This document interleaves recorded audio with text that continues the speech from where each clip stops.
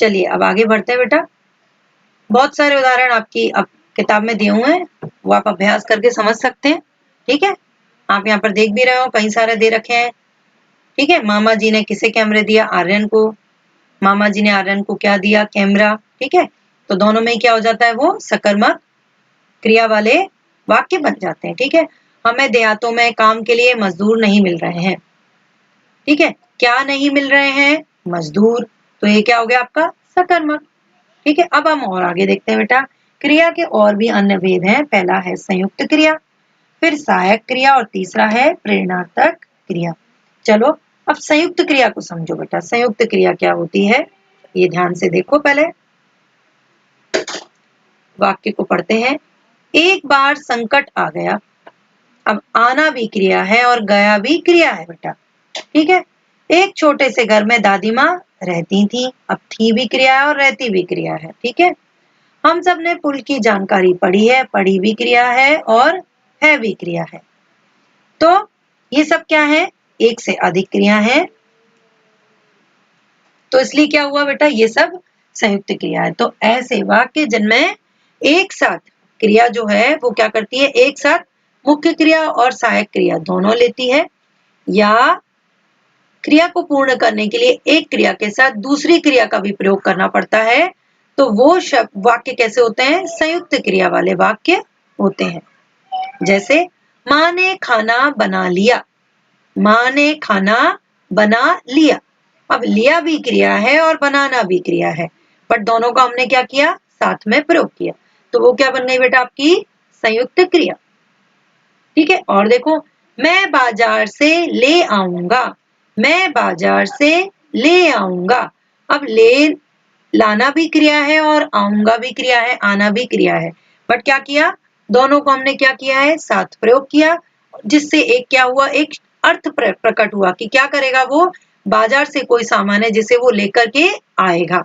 तो हमें क्या करना पड़ेगा? लाने का भी प्रयोग करना पड़ेगा और आने का भी प्रयोग करना पड़ेगा। ठीक है, और दोनों को मिलाकर के क्या बना आपका? ले आऊंगा। ठीक है ना, तो वहां पर वो क्या हो जाती है? आपकी संयुक्त क्रिया हो जाती है। चलो आगे और उदाहरण देखते हैं संयुक्त क्रिया के। रोजगार की तलाश में लोग शहर जा रहे हैं। हमने यह करके दिखा दिया। सूची बनाई गई। तो ये सब क्या बेटा? आपके संयुक्त क्रिया। उसके बाद आती है आपकी सहायक क्रिया। अब बेटा कई सारे वाक्य ऐसे होते हैं जिनमें कभी कभी हम किसी भी क्रिया का प्रयोग नहीं करते, परंतु मैंने आपको पहले ही बताया है, कोई भी वाक्य तब तक वाक्य नहीं बनता जबकि उसमें एक क्रिया का प्रयोग ना हो। मजेदार बात यह है कि क्रिया अपने आप में एक पूरा वाक्य हो सकती है, उसको कर्ता की भी जरूरत नहीं है। ये ध्यान रखना आप। हाँ, उसे कर्ता की भी जरूरत नहीं है। जैसे देखो, खाओ, गाओ, जाओ, सुनो। आप देखो ये सब कैसे है बेटा? वाक्य है, आपको पूरा अर्थ दे रहे हैं। और हमको पता है कि जब हमको कोई चीज पूरा अर्थ देती है, चाहे भले वह एक क्रिया का शब्द ही क्यों ना हो, वो क्या हो जाता है? अपने आप में वाक्य हो जाता है। देखा ना बेटा, अपने क्रिया में कितनी अधिक ताकत है। वह अपने आप में भी क्या रखती है? पूरा अर्थ रखती है। क्रिया को तो ना कर्ता की जरूरत है ना कर्म की जरूरत है। हाँ, कर्ता और कर्म को आपस में जोड़ने के लिए, उनका अर्थ स्पष्ट करने के लिए हम क्रिया का प्रयोग करते हैं। ठीक है ना, तो ये सहायक क्रिया क्या करती है बेटा? सहायक क्रिया किसी भी वाक्य को पूर्ण करने का कार्य करती है। आप अंग्रेजी में भी देख लो। मान लो आपको कहना है मैं लड़की हूं। मैं लड़की हूं। अब मैं यहां पर से हूं हटा दूं और बोलूं मैं लड़की। ठीक है, बहुत सारे लोगों को समझ आ जाएगा, परंतु कई लोग जिनको अच्छे से भाषा का ज्ञान है या जो जानते हैं कि किस तरह से वाक्य को बोलना चाहिए, वो कहेंगे ये क्या है? मैं लड़की। बोलो मैं लड़की हूं। अब इस वाक्य में जो हूं शब्द है वो क्या है बेटा? आपका हूं जो शब्द है या हूं जो पद है वो क्या है बेटा? आपकी एक सहायक क्रिया। तो सहायक क्रिया क्या करती है बेटा? किसी भी वाक्य को पूर्णता प्रदान करती है, क्योंकि हमें पता है बिना क्रिया के, चाहे वह क्रिया सहायक क्रिया हो या मुख्य क्रिया हो, वाक्य नहीं बन सकता। तो ऐसे कई सारे वाक्य हैं जिनमें हमें क्रिया की आवश्यकता नहीं है। अब अंग्रेजी में भी देख लो। I dash girl. I girl can we say like this? No, हम ऐसा नहीं बोल सकते. We need a helping verb, और वो क्या होगी? I am a girl, he is a boy. तो वहां पर भी आपने क्या लगाया? इज लगाया. तो जिस तरह से अंग्रेजी में भी क्या करते हो आप? सहायक क्रियाओं का प्रयोग करते हो, हेल्पिंग वर्ब का प्रयोग करते हो, ऐसे ही हिंदी में भी वाक्य को पूर्णता प्रदान करने के लिए, उसको पूरा बनाने के लिए हम सहायक क्रियाओं का प्रयोग करते हैं. अब ये सहायक क्रियाएं भी क्या होती है बेटा? काल के हिसाब से बदलती रहती हैं. अगर काल वर्तमान काल होगा तो जितनी भी सहायक क्रियाएं होंगी उनका रूप कैसा दिखेगा बेटा? आपको है वाला रूप मिलेगा. हो, हूं, है, इस तरह का रूप देखने को मिलेगा. बट अगर भविष्य काल होगा तो क्या होगा? हर क्रिया के साथ गा, गी, गे लगा होगा. क्या लगा होगा बेटा? गा, गे लगा होगा. जैसे मैं बाजार जाऊंगी, वह खाना खाएगा. ठीक है, तो अलग से इसमें कोई क्रिया नहीं है, बट क्या करते हैं, जो आपकी मुख्य क्रिया होती है, मूल क्रिया जो होती है, उसके पीछे गा, गी, गे लगा देते हैं तो भविष्य काल बन जाता है. फिर आता है हमारा भूतकाल. भूतकाल में क्या कर देते हैं? या, ये लगा देते हैं. या भूतकाल की अपने आप में भी एक क्रिया है, जैसे था, थी, थे. ठीक है, राम बाजार गया था, माँ ने खाना बनाया था, वो मुझसे मिलने आई थी. ठीक है, परंतु हम इस बात को ऐसे भी बोल सकते हैं, राम बाजार गया, वह मुझसे मिलने आई, माँ ने खाना बनाया. तो आप देख रहे हो ना बेटे, पीछे क्या सुनाई देता है? या तो या, ये सुनाई देता है, या आ, ये सुनाई देता है. तो वो क्या होते हैं बेटा? आपके भूतकाल की सहायक क्रियाएं होती हैं. हालांकि या, ये को सहायक क्रिया नहीं कहते, केवल ये रूप बदलने के लिए होता है. तो मुख्य जो सहायक क्रिया है वो कौन सी होती है बेटा? आपके इसमें है का रूप होता है एक आपका, और एक थाती थे का रूप होता है. ठीक है बेटा.